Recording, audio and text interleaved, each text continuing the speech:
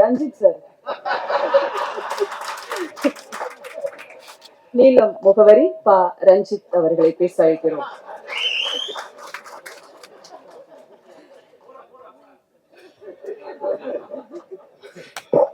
ஏன்னா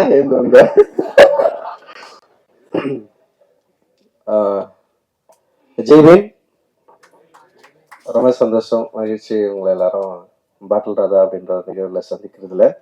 அண்ட் வந்து ஆக்சுவலி தினகரன் வந்து பயங்கர பிளஸ்டுன்னு நினைக்கிறேன். முக்கியமான சம்பவக்காரங்களாம் இங்க இருக்காரு. அவங்களும் படம் பார்த்துட்டு வந்து தினகரனை விஷ் பண்றது, குறிப்பா எனக்கு வந்து தமிழ் சினிமா வந்து வேற மாதிரி மாத்தி விட்டவங்க இங்க வந்து இருக்கிறது, அதுவும் படம் ரிலீஸ் முன்னாடியே வந்து தினகரை பிளஸ் பண்றது அப்படின்றது வந்து ரொம்ப சந்தோஷம். நன்றி சார், தேங்க்யூ தேங்க்யூ.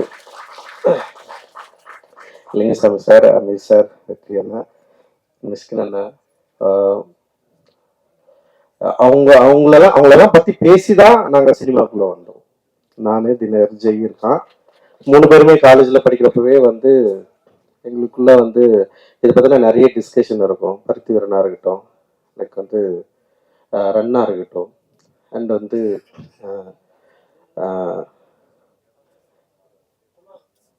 இல்ல ஒரு இமோஷனலா இருக்கு. பொல்லாதனை விட நாங்க பயங்கரமா பேசினது வந்து ஆடுகளம் பத்தி தான். ஆடுகளம் இருக்கிற அந்த கேரக்டர் கிளைமேக்ஸ், அவன் ஏன் வந்து கத்தி அவன் குட்டான், அவன் சொருனானா இல்லையா, இல்ல வந்து அவன் ஏன் செத்தான் அப்படின்றதுக்கு நான் ஒரு கிளைமேக்ஸ் சொன்னேன். நானு பேட்டைக்காரன் ஏன் வந்து செத்து போயிடுறான் அப்படின்னா, நான் என்ன சொன்னேன்னா, பேட்டைக்காரன் சாவலைன்னா உயிரோட வந்து அவன் கொண்டு வாண்டாவன் அப்படின்னு நான் சொன்னேன். அவன் ஏதோ, ஆனா இவங்க என்ன சொன்னாங்கன்னா பேட்டைக்காரன் கடைசியில தெரிஞ்சிடறான் அப்படின்னு சொன்னாங்க. நான் சொன்ன சத்தியமா திருந்த மாட்டான் அப்படின்னு நான் ஒண்ணு சொன்னேன்.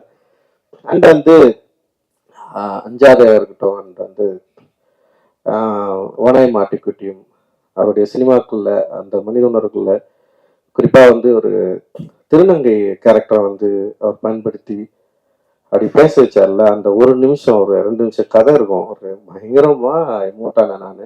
ஸோ இவ்வளோ இன்ஸ்பயரான ஒரு அண்ணன்களுக்கு முன்னாடி, இயக்குநர்களுக்கு முன்னாடி அவங்கள பார்த்து இன்ஸ்பயர் ஆகி நாங்களும் படம் எடுக்க வரணும்னு சொல்லிட்டு ஃபர்ஸ்ட் நான் வந்துட்டேன். காலேஜில் நானு, ராஜா, ஜெய், தினகர் எல்லாருமே வந்து ஒரே இயர்மெட்டில் இருந்தால் நிறைய பேர் வந்தாங்க எங்களோட சேர்ந்து. ஸோ நான் வந்து ஃபர்ஸ்ட் டைரக்டர் ஆகிட்டேன். அண்டு 2வது ஜெயானா, 3வது வந்து தினகர் வந்திருக்கான் இப்போ.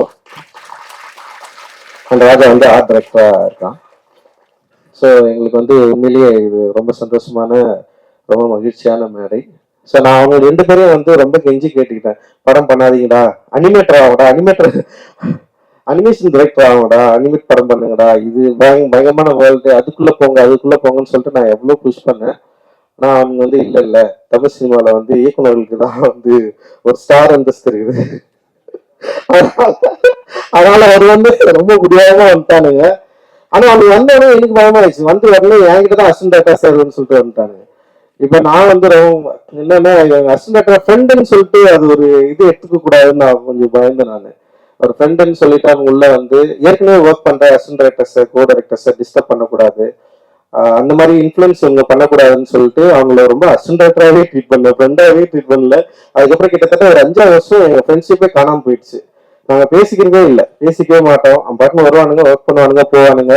அப்புறம் வந்து வேலையில ரொம்ப கருணையற்று இருந்தேன் நான். அதனால அவங்க ரொம்ப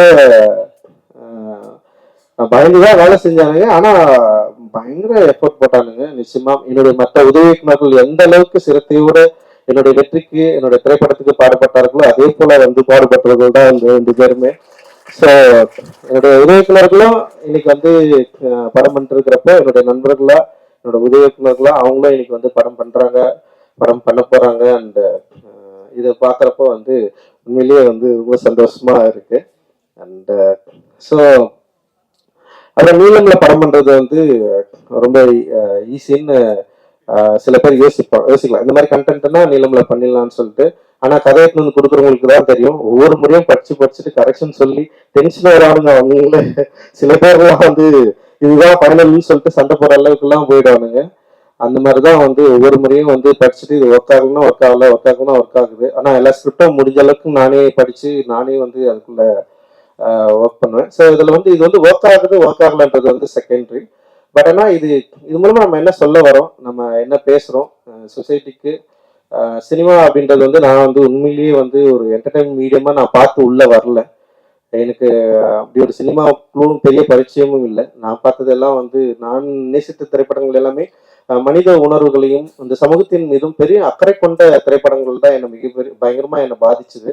அந்த பாதிப்புல இருந்து தான் நான் சினிமா எடுக்க வந்தேன். ஸோ என்னோட நீலம் ப்ரொடக்ஷனும் ஸோ அது மாதிரி இருக்கணும். ஸோ என்னோட இந்த உணர்வை சரியா புரிந்து கொண்டவர்கள் என்னோட சேர்ந்து நிறைய பேர் வந்து ஒர்க் பண்ணிருக்காங்க. நிறைய பேர் வந்து இணை தயாரிப்பா வந்து சேர்ந்திருக்காங்க. அந்த வகையில வந்து நந்தகுமார் சார் தொடர்ந்து என்கிட்ட பேசிட்டே இருந்தாரு. ஸோ அப்படிதான் வந்து நான் அவர்கிட்ட வந்து ஒரு 2 தினகர் தான் வந்து டைரக்டர் முடியானதுக்கு அப்புறம் ஒரு 2 கதை வந்து அவங்களுக்கு வந்து அனுப்பிச்சு வச்சேன். ஸோ அதுல வந்து பாட்டில் ராதாவை பண்ணலாம்னு சொல்லிட்டு அவங்களும் முடிவு பண்ணாங்க, நானுமே முடிவு பண்ணேன். ஸோ அப்படிதான் இது எடுக்கப்பட்டது. ஸோ தினகர் மேல எனக்கு கொஞ்சம் பயம்தான் இருந்தது. ஏன்னா அவன் ஷார்ட் பிலிம் பார்த்து பயந்தவன் நான். ஜெய் மேல எனக்கு அது பயம் இல்லை. ஏன்னா ஜெய் வந்து ஒரு டாக்குமெண்ட்ரி பண்ணிருந்தான், பிவேர் ஆஃப் டாக்ஸ்ன்னு சொல்லிட்டு பயங்கர அட்டகாசமான ஒரு படம் அது. நான் அவன்கிட்ட வந்து நீ இப்படி ஒரு ராவா ஆயிடுறான்னா அவன் வந்து பயங்கர என்டர்டைனா வந்து ப்ளூ ஸ்டார்னு ஒன்று எடுத்துட்டான். ஏன் வந்து எப்படின்னா பயங்கர லவ் ஒரு என்டர்டைனா தான் இருப்பான் அப்படின்னு பார்த்தா இவன் பயங்கர எமோஷனலான ஒரு படம் எடுத்து வந்திருக்கா. டோட்டல் கான்ட்ராஸ்ட் 2 பேருமே. அண்ட் வந்து அதுல ஃபர்ஸ்ட் டைம் வந்து நான் படம் பார்த்து முடிச்சதுமே வந்து பார்த்தா வெல் எக்யூப்டு ஒரு படமா அது இருந்தது. டெக்னிக்கலாவும் சரி, ஆர்டிஸ்ட் நடிச்சது, ஸோ இதெல்லாம் ரொம்ப என்ஜாய் பண்ணேன். ஏன்னா அவரோட ஃபர்ஸ்ட் ஷார்ட் ஃபிலிம் பார்த்துட்டு பயங்கர கொடூரமா இருந்தது. அப்புறம் அவர் டைரக்டரா எவ்வளவு கொடூரக்காரனா இருந்தான்னு அவரை பத்தி எல்லாமே சொல்லிட்டு இருந்தாங்க. நடிக்க தெரியாத சின்ன பையனை வந்து கொடூரப்படுத்திருக்கான். அவன் அது பத்தில என்ன சொன்னாங்க, இது கேட்டு சிரிச்சுட்டு இருந்தேன் நான். அந்த கதை வந்து பயமான கதை. அந்த ஷார்ட் ஃபிலிம் வந்து ஓகேயான ஷார்ட் ஃபிலிம் தான், அப்படி முடிஞ்சிருக்கும். பட் ஆனா வந்து அதை எடுத்த விதம் வந்து பத்தி பேசி பயங்கரமா சிரிச்சிட்டோம். ஜெய் வந்து ஓடி வந்துட்டான். ஒரு நாள் வேலை செஞ்ச, ஒரு நாள் 2 நாள் வேலை செஞ்சு ஓடி வந்துட்டான். அவங்க கூட எவனா வேலை செய்வான். ஸோ அந்த அளவுக்கு வந்து ஒரு கொடுமையை வந்து நான் அதான் யோசிச்சேன். நான் சொல்லி அனுப்பிச்சேன், ஸ்பாட்ல யாரையும் திட்டாதரா, ஆக்டர்களை திட்டாம வேலை வாங்கடா, கொஞ்சம் கவனமாடுறா. நான் ஸ்பாட்டுக்கே போல ஃபர்ஸ்ட், இவன் என்ன பண்றான்னு சொல்லிட்டு அப்படியே வெயிட் பண்ணிட்டேன். அப்புறம் சில ஃபுட்டேஜஸ் பார்த்தோன்னே வந்து பரவாயில்லையே டைரக்டர் ஆயிடுவான்டா அப்படின்ற மாதிரி வந்து எனக்குள்ள ஒரு கான்ஃபிடென்ட் வந்தது. அந்த கான்ஃபிடென்ட் அடிப்படையில சரி அப்படியே நான் வந்து விட்டேன் நான்.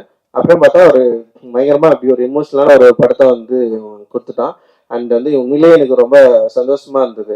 ஸோ இந்த படம் நிச்சயமா வந்து ஆடியன்ஸை என்கரேஜ் பண்ணும், அதே நேரத்தில் வந்து எமோட்டிவாகவும் அண்ட் ஒரு விழிப்புணர்வாகவும் ஆக்கும் அப்படின்றதுல வந்து எங்களுக்கு வந்து ஒரு பெரிய நம்பிக்கை இருக்கு.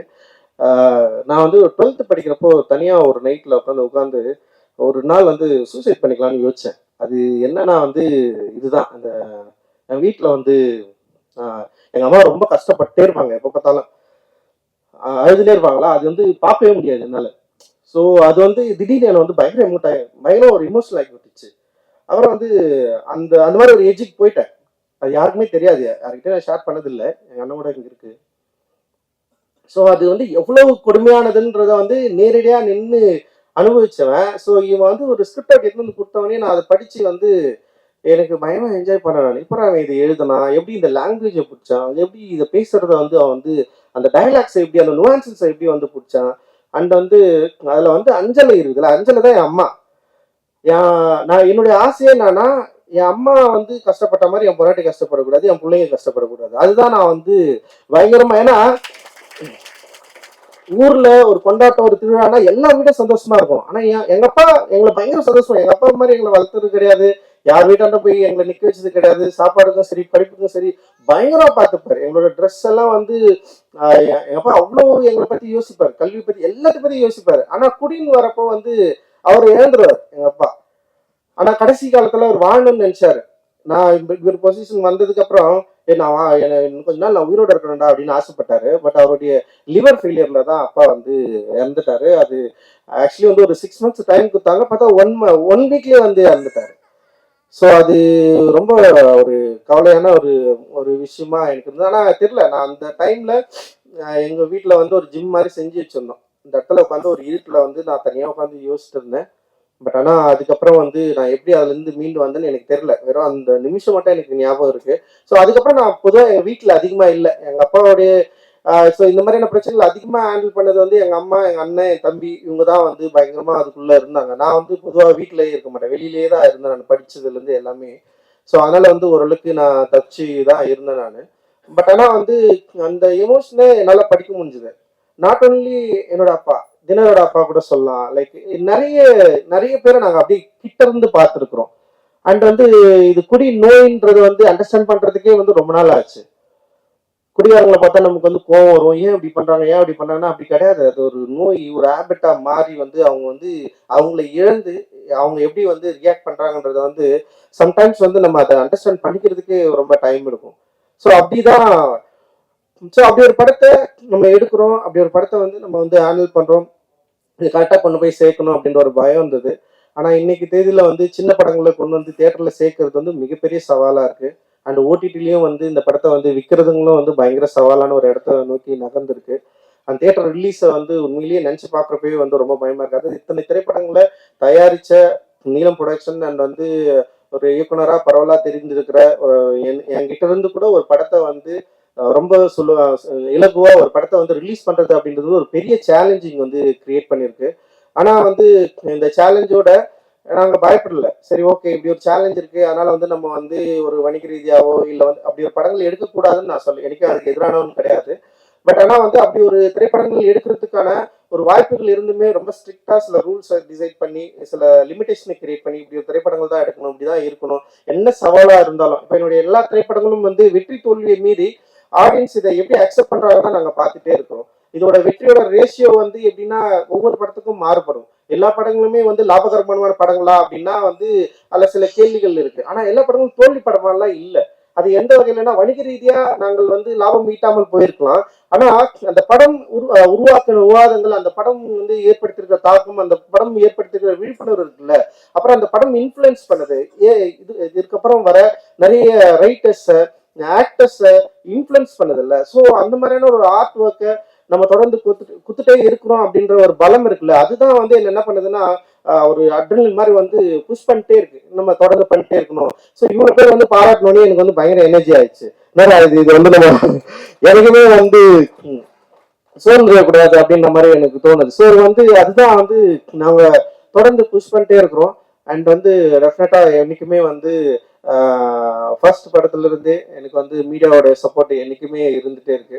நேர்மறையான விமர்சனமும் சரி, எதிர்மறையான விமர்சனமும் சரி, என்னை பற்றி அதிகமாக விவாதிக்கிறது, நீலமை பற்றி பேசுறது, நீளம் தயாரிப்புகளை பற்றி பேசுறது. இதை இன்னொரு பிரச்சனை ஒன்று இருக்கு, எங்க திரைப்படங்களை வந்து நாங்க ஒன்று ஹேண்டில் பண்ணுவோம், எல்லாமே ரஞ்சித்தோட படமாவே விமர்சனம் பண்ணுவாங்க. ஒரு ஃபர்ஸ்ட் படம் டைரக்டர் படம் சில எக்ஸ்கியூஸ் இருக்கும். சில நிறுவனங்கள்ல வர ஃபர்ஸ்ட் படம் டிரெக்டர்ஸ் வந்து சில எக்ஸ்கியூஸ் பண்ணுவாங்க. சரி, ஓகே, நல்லா இருக்கு, நல்லா இருக்குன்னு சொல்லுவாங்க. ஆனா நீலம்ல இருந்து வர திரைப்படங்களை விமர்சனம் பண்றப்ப வந்து நான் பயங்கரமா வாட்ச் பண்ணிருக்கேன். கருணையற்று ரஞ்சித்தோடைய நான் டிரெக்ட் பண்ணா எப்படி ஒரு விமர்சனத்தை நான் வந்து எதிர்கொள்ளணும், அந்த அளவுக்கு வந்து அது வந்து ஃபேஸ் பண்ணப்படும். பட் ஆனா அது ஒரு சவால் தான். நான் அதுதான் சொல்ல, நான் வந்து அதை வந்து நீங்க இப்படி விமர்சனம் பண்ணாதீங்க, இல்ல வந்து நீங்க வேற மாதிரி எங்களுக்கு சப்போர்ட் பண்ணுங்க நான் சொல்லவே மாட்டேன். நீங்கள் இதை பற்றி பேசுவதே வந்து ரொம்ப ஒரு சாதகமான சூழ்நிலையா நான் வந்து பாக்குறேன். இந்த படத்தை பற்றி பேசுவதே ஒரு சாதகமான சூழ்நிலையாகவும் ஒரு சப்போர்ட்டாகவும் நான் வந்து பாக்குறேன். பேசுவதுதான் அவசியம். நீங்க அது வந்து எதிர்மறையாகவும் பேசலாம், நேர்மறையாகவும் பேசலாம். பேசுவது வந்து ரொம்ப ரொம்ப அவசியம். அந்த பேசுவதற்கான சூழலை தொடர்ந்து உருவாக்கணும். அந்த எனர்ஜியை வந்து நீங்க எனக்கு தரணும், எங்களுக்கு தரணும், நிறுவனத்துக்கு தரணும், இங்க இருக்கிற ஒவ்வொரு படைப்பாளிகளுக்கும் தரணும் அப்படின்றதுதான் எங்களோட விருப்பம். ஸோ அதனால ரொம்ப மகிழ்ச்சி உங்களோட தொடர்ந்து இயங்குவதில். அண்ட் இந்த திரைப்படத்துல வந்து பணியாற்றிய டெக்னீஷியன், ஆர்டிஸ்ட் எல்லாரும் பத்தியும் நீங்க வந்து டெஃபினட்டா நீங்க வந்து பேசுவீங்க. அந்த நம்பிக்கை வந்து எனக்கு இருக்கு. என்னோடு மிக உறுதுணையா இருக்கிற நந்தகுமார் சாருக்கும், பலூன் பிக்சர்ஸ் திரு அருண் அவர்களுக்கும், மற்றும் நீலம் ப்ரொடக்ஷன்ல இருக்கிற ஒவ்வொரு தோழர்களுக்கும், குறிப்பா குணாவுக்கு வந்து நான் நன்றி தெரிவிச்சுக்கிறேன். ஒவ்வொரு முறையும் குணாவை நான் வந்து மிஸ் பண்றேன். அப்புறம் வந்து இந்த படத்தை வந்து ரிலீஸ் பண்ற ஜெனரஸ் டீம், அவங்களுக்கும் வந்து இந்தியா முழுக்க மட்டும் எல்லா இடத்துலையும் அவங்க தான் வந்து ரிலீஸ் பண்றாங்க. ஸோ அவங்களுக்கும் வந்து என்னுடைய மிகப்பெரிய நன்றியை தெரிவிச்சுக்கிறேன். அண்ட் எங்களோட இந்த ஓடிடி பிளாட்ஃபார்ம் சப்போர்ட் பண்ற திங் மியூசிக் அண்ட் வந்து ஒவ்வொரு முறையும் எங்க நிறுவனத்தில் வர பாடல்களை வந்து போட்டி போட்டு வாங்குறதுல திங் மியூசிக் பெரிய ஆர்வம் காட்டுவாங்க. அவங்க தொடர்ந்து பெரிய சப்போர்ட் பண்ணிருக்காங்க.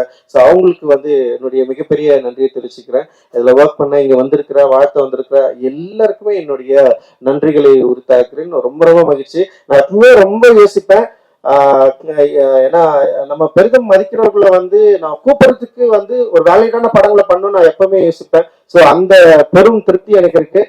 மிஸ்டர் ஜான் விஜய் வந்திருக்காரு லேட்டா. ஓகே, ரொம்ப நன்றி. தேங்க்யூ. ஜெய் ஹிந்த். நன்றி.